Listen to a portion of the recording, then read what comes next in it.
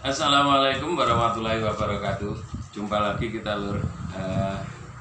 Untuk pertemuan kita kali ini saya ingin meneruskan bagaimana upaya Mahapatih Gajah Mada ya. Saya sekarang ini dengan bangga menyebutkan Mahapatih Amangkubumi Gajah Mada gitu ya. Kalau dulu masih patih ya, patih itu statusnya adalah orang kedua di kerajaan bawahan loh. Kalau sekarang ini adalah orang kedua di kerajaan pusat gitu ya, atau di imperium pusat gitu. Nah, teman-teman semua, pada kesempatan terakhir kemarin kita telah membahas bahwasanya Gajah Mada telah berhasil membereskan orang-orang yang menghalangi jalannya ya lur ya, menghalangi langkah-langkah politiknya lah. Ini yang luar biasa di sini lur. Dari seorang militer ya lur ya, menjadi seorang politikus ini nggak mudah lur, nggak mudah. Jadi seorang politikus itu memiliki harus memiliki salah satu keahlian yang namanya diplomasi ya, diplomasi dan kenegarawanan harusnya ya, harusnya begitu. Sehingga Mahapatih Gajah Mada, Mahapatih Amangkubumi Gajah Mada ini sekarang sudah melangkah menjadi seorang tokoh besar yang siap menggebrak untuk menjadikan kejutan-kejutan yang positif tentu saja. Teman-teman semua, ketika kisah ini terjadi, Prabu Jayanegara sudah beberapa waktu yang lalu tewas di tangan Rakuti ya lur ya, mangkat gitu ya, karena pembunuhan yang dilakukan oleh Ratanca kok Rakuti ya, Ratanca. Nah, pada masa jeda ini kerajaan dipegang oleh Raja Patni Tribhuwana Tunggadewi lur. Jadi sebelum mengangkat putranya yaitu Hayam Wuruk nanti, ini ada jeda beberapa waktu yang dipegang oleh Raja Patni atau Rani ya. Jadi Raja Putri itu namanya Rani, singkatan dari Raja Patni Tribhuwana Tunggadewi. Nah, pada saat inilah Gajah Mada melakukan sebuah upaya selain upaya politik, upaya pemerintahan ya. Ini ada upaya lain lur, yang tidak mungkin dilepaskan oleh seorang tokoh yang hendak melakukan hal besar. Apa itu? Tunggu yang berikut ini.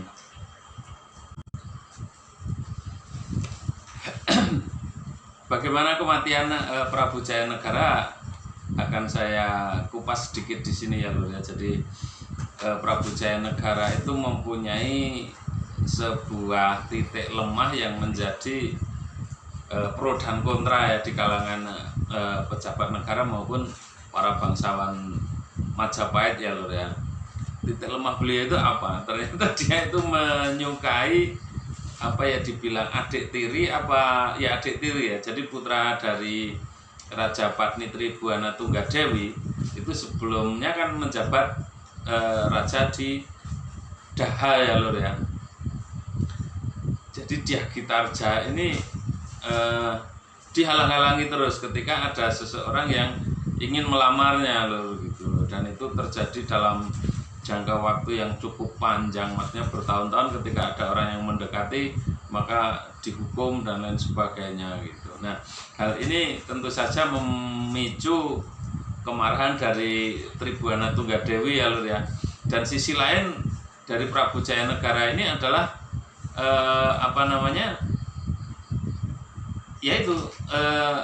menyukai banyak wanita gitu, menyukai banyak wanita-wanita gitu, sehingga dia kurang istilahnya kurang mempunyai kewibawaan gitu. Dan beliau juga sakit-sakitan. Mungkin di masa sekarang ini bisa dikatakan mungkin memiliki penyakit gula ya, diabetes, sehingga beliau seringkali mengalami bisulan gitu loh. Sehingga dalam banyak peperangan ini beliau berhalangan, dalam banyak hal beliau berhalangan. Dan ketika beliau maju dalam peperangan, beliau sangat membabi buta gitu ya. Jadi ketika membasmi pemberontakan Nambi itu, Jayanegara membabi buta. Jadi orang yang tidak ada hubungannya dengan pemberontakan itu, keluarga Nambi ini semua dibunuh oleh Jayanegara gitu ya, Lur ya. Nah, di sini ini akhirnya Prabu Jayanegara mendapat gelar sebagai Kala Gemet gitu. Jadi Kala itu adalah dewa keserakahan, tapi Gemet ini lemah gitu ya. Jadi orang serakah yang lemah gitu.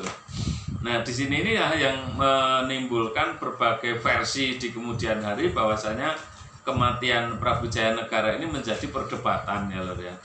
Jadi pada satu saat Prabu Jayanegara ini sakit bisulan lagi loh, bisulan lagi, sehingga beliau tidak bisa duduk, tidak bisa ini ya, karena mungkin bisulannya di pantat dan mungkin tidak hanya satu ya, mungkin beberapa gitu, sehingga membutuhkan satu tindakan operasi. Di Majapahit kala itu yang menjadi tabib tersohor adalah Ratanca, Lur.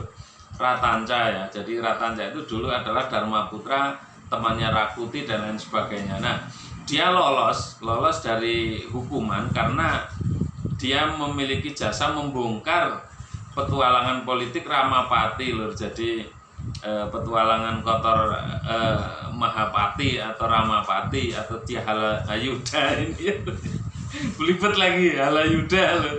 Itu akhirnya dibongkar oleh Ratanca ketika dia tertangkap waktu pemberontakan Rakuti ya, Lur ya. Jadi karena punya jasa itu diampuni dan dia memperlihatkan kesetiaannya setelah itu. Tetapi Lur, pada kasus Jayanegara ini kemudian dia menjadi sosok tunggal pembunuh dari Jayanegara. Jadi ketika terjadi pengoperasian bisul ya, itu tanpa diketahui sebab dan musababnya Raja Jayanegara ini diketahui meninggal tertusuk gitu ya, tertusuk perutnya gitu, dan orang satu-satunya yang ada di dalam saat itu adalah Ratanca ya. Jadi ketika mendengar teriakan Prabu Jayanegara ini, maka Gajah Mada kemudian masuk dan akhirnya langsung menghukum atau membunuh Ratanca saat itu juga. Nah, ini kejadian ini yang menjadikan orang menduga-duga ya, apakah ada keterlibatan Gajah Mada dalam pembunuhan Jayanegara ini gitu ya. Tapi kita berjalan lurus sesuai yang kita diketahui oleh sejarah ya. Kita tidak menduga-duga dalam hal ini. Jadi selepas menghukum Ratanca, ini kemudian kerajaan mengadakan upacara berkabung selama 40 hari karena kehilangan seorang raja ya. Saat itu orang satu-satunya yang memiliki peluang untuk menggantikan Prabu Jayanegara ini adalah Rajapatni Tribuana Tunggadewi, Lur, Ratu Didahaya, karena dia adalah pewaris terdekat, karena dia adalah istri dari Raden Wijaya, Lur. Putranya masih kecil gitu ya, Ayam Buruk ini masih kecil sehingga belum saatnya untuk naik tahta, maka dipegang oleh ibunya gitu ya. Teman-teman semua, dari sinilah setelah Gajah Mada itu dulu kan pernah menjadi patih di Dahaya, Lur ya. Jadi ketika Rajapatni ini naik tahta di Majapahit, di kerajaan pusat, maka hubungannya sudah sangat dekat ya, Lur ya, sudah sangat dekat, dan kepercayaan Rajapatni kepada Gajah Mada ini juga sudah sangat besar. Maka tak ada satupun halangan, baik kepercayaan maupun orang-orang tokoh-tokoh lain yang menghalangi Gajah Mada ini bisa mengganjal gitu istilahnya ya. Maka persiapan Patih Gajah Mada ini, Patih Amangkubumi, Mahapatih Amangkubumi Gajah Mada ini untuk mempersatukan Nusantara sudah di depan mata. Tapi masih ada satu kekurangan, Lur, namanya satu hajat besar ya. Satu hajat besar itu tentu saja tidak begitu saja bisa dilakukan ya. Tentu saja ada beberapa syarat-syarat yang harus dipenuhi gitu. Nah, pada saat Mahapatih Amangkubumi Gajah Mada ini menemui gurunya, yaitu Brahmana atau siapa namanya, Anurogo ya, jadi kuda Anjampiani, jadi ini menjadi guru baginya.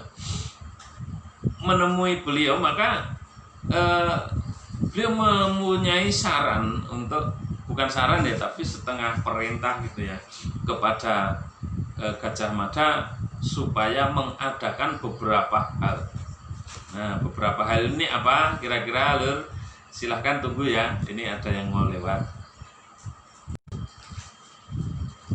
Pada pertemuannya dengan Brahmana Anurogo ini, Gajah Mada mendapatkan satu perintah untuk mencari pusaka hitam ya, Lur ya, jadi keris hitam gitu. Jadi keris hitam itu belum tersebutkan namanya, tetapi pada periode-periode berikutnya itu akan menemani Patih Gajah Mada ini dalam melakukan penaklukan-penaklukan. Sebelum kita teruskan ini, saya akan kilas balik ke sekitar 10 tahun sebelumnya ya. Jadi pada saat itu terjadi semacam pagebluk, jadi kemarau panjang ya, kemarau sangat panjang gitu, sehingga beberapa penyakit menghampiri masyarakat, menjadi wabah di tengah masyarakat gitu ya, hampir seperti sekarang ini. Sehingga saat itu selain terjadi wabah penyakit, maka hama-hama tanaman itu juga berkembang biak, Lur. Jadi seperti tikus-tikus itu merajalela di pertanian, kemudian hama-hama belalang, kemudian kebakaran hampir terjadi di mana-mana gitu ya. Jadi kebakaran yang nggak sengaja, mungkin orang membakar sesuatu, kemudian ada api kecil yang terbang, latek gitu ya, apa namanya, bara api kecil yang terbang, nah itu jatuh kemudian membakar di tempat lain, dan itu seringkali terjadi. Kenapa pembakaran itu juga dilakukan oleh masyarakat? Lah ini loh, dalam pembasmian ini gitu loh, membasmi apa namanya, tikus-tikus itu telah dikumpulkan kemudian dibakar lah. Hal seperti itu akhirnya terjadi di banyak tempat loh, terjadi di banyak tempat gitu ya. Dan lagi namanya kremasi untuk orang-orang mati saat itu masih umum sekali dilakukan. Nah, pada saat kremasi inilah seringkali juga terjadi kebakaran di tempat lain karena adanya api yang berterbangan tadi lur. Karena angin saat itu ya angin kering, jadi banyak apa namanya, daun-daun kering gitu loh. Karena keringnya inilah api kecil sekalipun itu bisa menjalar gitu ya, sehingga masyarakat ini benar-benar di dalam apa namanya, tekanan psikologi karena wabah yang bermacam-macam ini, bencana yang bermacam-macam ini lur. Nah, pada satu malam itu terjadi fenomena hujan meteor lur. Ya, terjadi fenomena hujan meteor gitu. Maka banyak masyarakat yang menyaksikan itu semua. Masyarakat juga semakin takut gitu ya.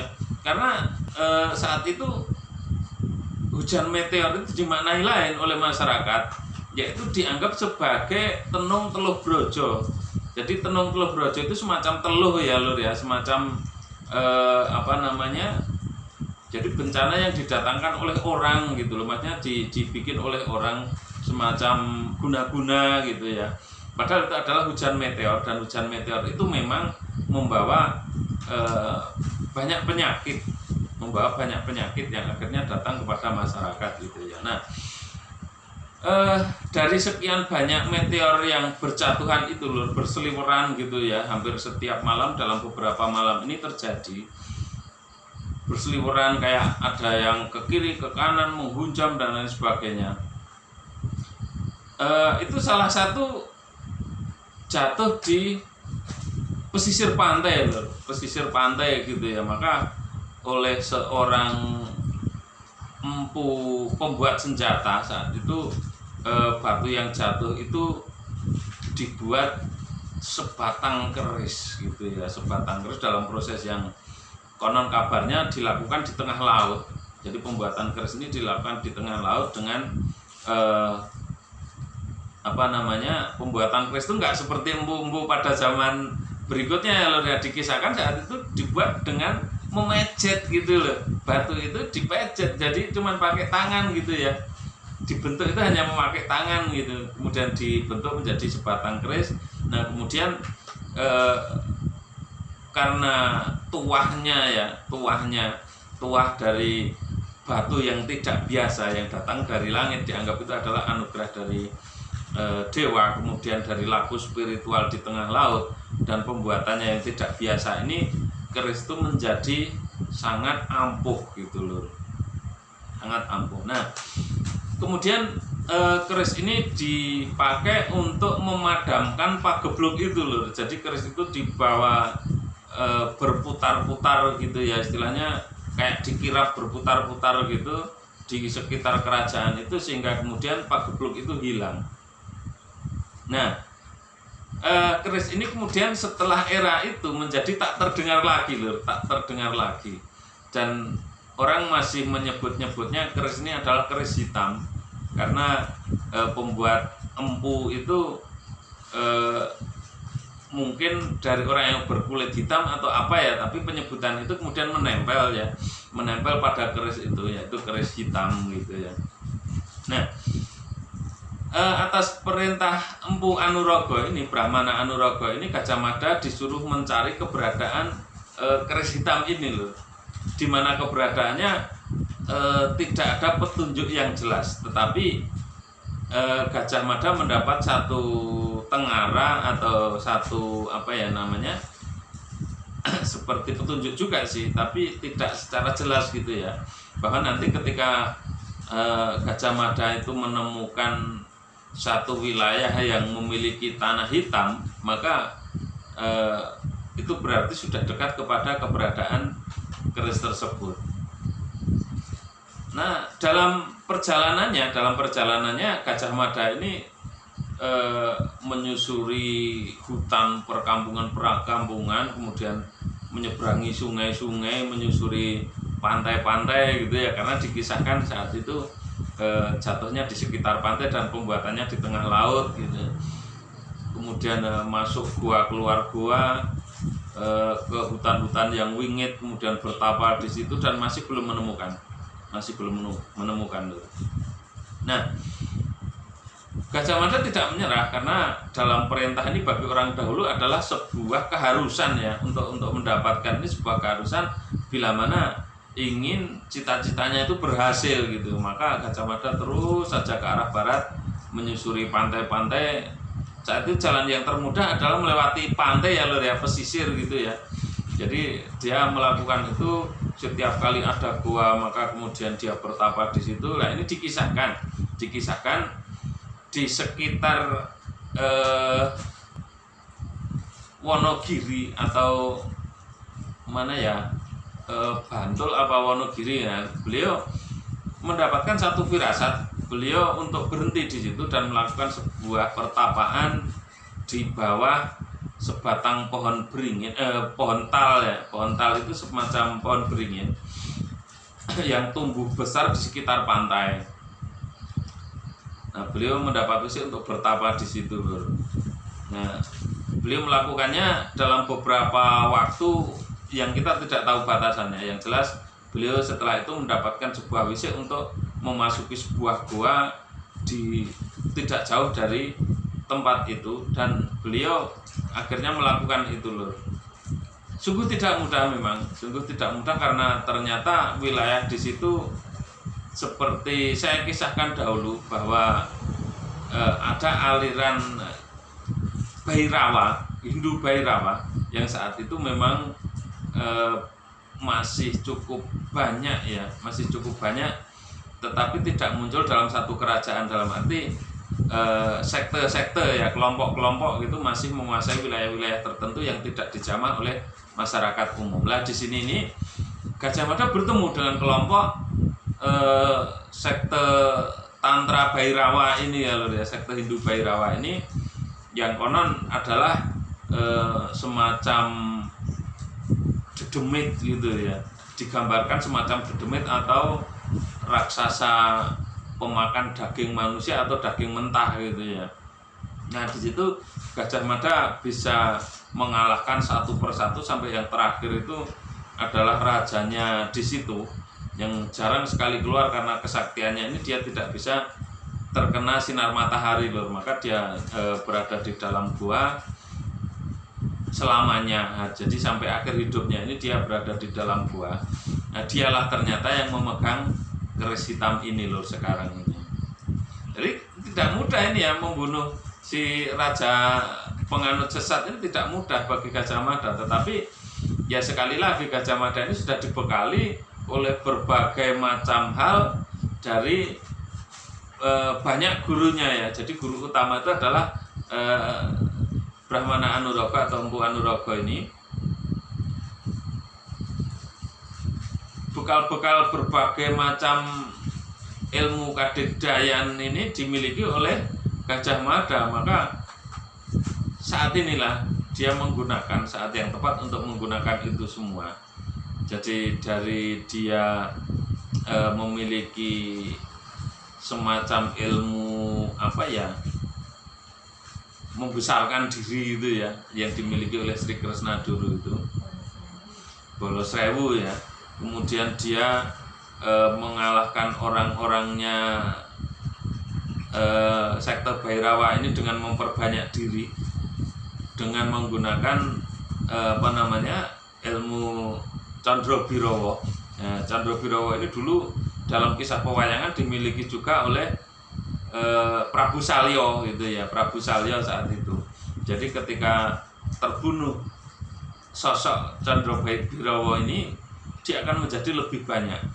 Satu orang terbunuh, dia akan melipat gandakan menjadi 3, terbunuh lagi menjadi 3, dan seterusnya. Dan akhirnya anak buah dari raja sekte Bhairawa ini juga tumpas gitu ya, termasuk rajanya ini meninggal dunia dan Gajah Mada mendapatkan keris yang dicarinya gitu loh. Memang sangat tidak mudah, dan ini satu hal yang luar biasa. Dalam arti luar biasa, keris itu sendiri mempunyai tuah yang sangat tinggi. Hanya saja anehnya loh, anehnya gitu ya, mungkin yang namanya berjodoh dan lain sebagainya, si raja sekte ini seperti lupa ya untuk menggunakan keris itu, sehingga pada saat terbunuh oleh sebuah pukulan raksasa dari Gajah Mada ini, dia tidak sempat menggunakan keris ini loh.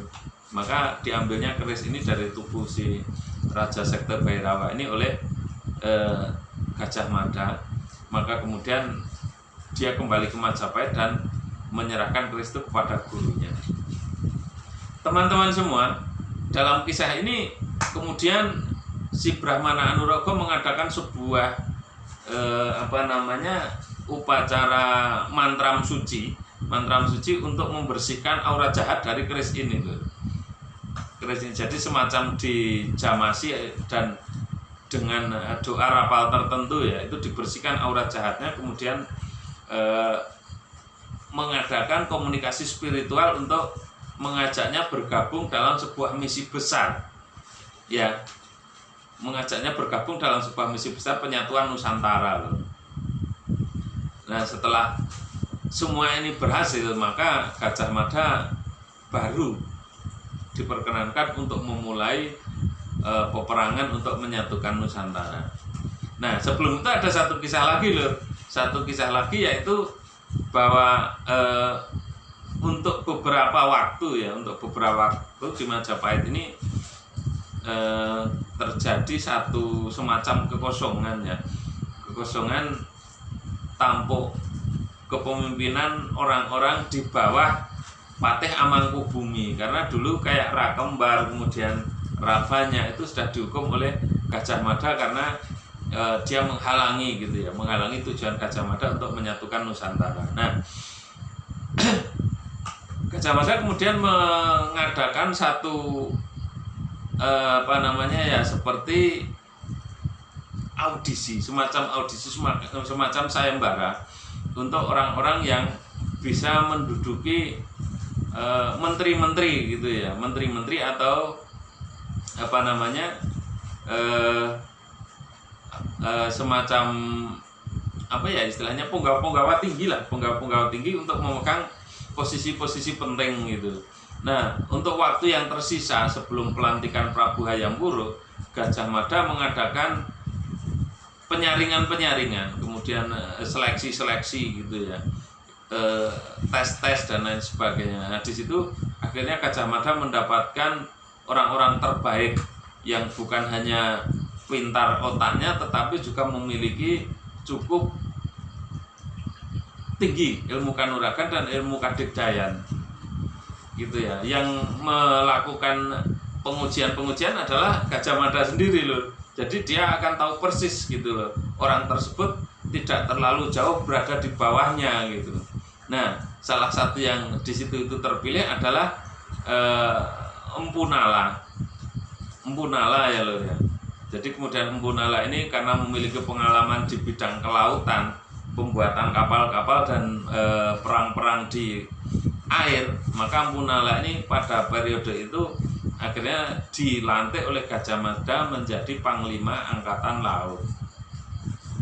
Teman-teman semua, masih ada beberapa tokoh-tokoh lain yang dipilih oleh Gajah Mada untuk menduduki pos-pos penting seperti pasukan darat ya, infanteri, kavaleri dan lain sebagainya. Ini akhirnya bisa semuanya ditempati gitu loh. Pos-pos itu bisa ditempati oleh orang-orang yang tepat. Maka di sini ini sekali lagi Mahapatih Amangkubumi Gajah Mada ini mengadakan yang namanya mobilisasi. Jadi mobilisasi itu istilahnya mengecek semua keperluan-keperluan ya lur ya, pembuatan senjata, suku cadang dan lain sebagainya, pangan, kendaraan-kendaraan dan lain sebagainya. Sebelum akhirnya beliau mengadakan ekspansi pertamanya ya lur ya. Jadi ekspansi pertama itu beliau mengarah ke timur, yaitu menuju ke Blambangan atau ke Pulau Bali ya saat itu. Nah, di sini ini nanti akan kita kisahkan tersendiri, bagaimana peperangan yang terjadi di Bali ini loh. Sebelum kita melangkah ke sana, saya itu nanti akan kita bahas di video selanjutnya ya lho ya. Untuk sementara ini kita sampai di sini dulu, dan perlu teman-teman ingat bahwasanya seorang Gajah Mada itu merangkak ya lho ya, merangkak dari tempat paling bawah, bisa dibilang adalah tempat paling hitam di dalam sejarah hidupnya, yaitu menjadi seorang budak sudra yang pekerjaannya hanya ngangon urusan rumah tangga dan lain sebagainya. Kemudian dia bertemu dengan orang yang tepat, akhirnya dia berguru kepada orang yang tepat, dan dengan kesungguhannya maka dia berhasil menjadi seorang yang cukup qualified ya, seorang yang memenuhi syarat gitu loh, sebelum akhirnya keberuntungannya datang ya. Jadi untuk menjadi orang qualified itu adalah upaya kita sendiri untuk membuat kita itu menjadi orang yang cukup layak gitu loh. Baru kemudian kita datang, yang namanya keberuntungan itu baru datang, tapi sebelum itu kita harus menjadi orang yang layak. Kenapa? Ya karena ketika keberuntungan itu datang tapi kita tidak layak, ya nggak mungkin jadi sesuatu ya. Jadi itu harus kita layak dulu, baru kemudian keberuntungan itu bisa datang atau tidak. Setelah itu baru kita akan menjadi orang atau tidak. Pertanyaannya gitu ya lor ya. Jadi ketika kita lolos di dalam keberuntungan itu, maka kita akan menjadi sesuatu yang bisa diceritakan oleh anak dan cucu kita dan orang-orang setelah kita gitu ya. Nah, Gajah Mada ini ternyata lolos loh dari semua tahapan-tahapan ini, lolos sampai dia menjadi pada tahap ini ya lho ya. Pada tahap ini dia menjadi seorang yang berpotensi untuk menjadikan sesuatu yang besar di dalam hidupnya dan sejarah bangsa ini. Dia menyiapkan dari dirinya sendiri dulu, kemudian dia menyiapkan segala sesuatu yang ada di sekitarnya, kemudian dia menyiapkan lagi rencana-rencana ke depan, kemudian resiko bagaimana, peluangnya bagaimana, dan seterusnya. Itu dihitung olehnya dalam sebuah perencanaan besar. Sebelum akhirnya dia melakukan itu, maka dia melakukan tes-tes gitu ya istilahnya. test case gitu ya, dia mencoba ke sana mencoba ke sini, pasukan satu kemudian dibenturkan dan lain sebagainya. Jadi akhirnya pada saat itu kesatuan, keeratan, jiwa persatuannya ini timbul. Prajurit satu dengan yang lain, kesatuan satu dengan yang lain ini menjadi satu tujuan, satu komando gitu ya, semacam terdoktrin gitu ya, kayak semacam di ketentaraan sekarang ini adalah doktrin pancamarga ya. Jadi semacam itulah. Jadi setelah semuanya terpenuhi di dalam rencananya ini, maka dia siap untuk meledak dan menjadi orang besar. Sampai di sini dulu Lur. Terima kasih atas sudah menyimak video ini ya. Jangan lupa like, komen, dan subscribe, karena itu akan membuat saya terus bersemangat untuk menggali-menggali informasi, mencari-cari sejarah, mengais-ngais kisah ya, dan menghubungkannya menjadi sebuah kisah besar yang bisa saya suguhkan kepada teman-teman semua. Terima kasih. Akhirul kalam. Wassalamualaikum warahmatullahi wabarakatuh.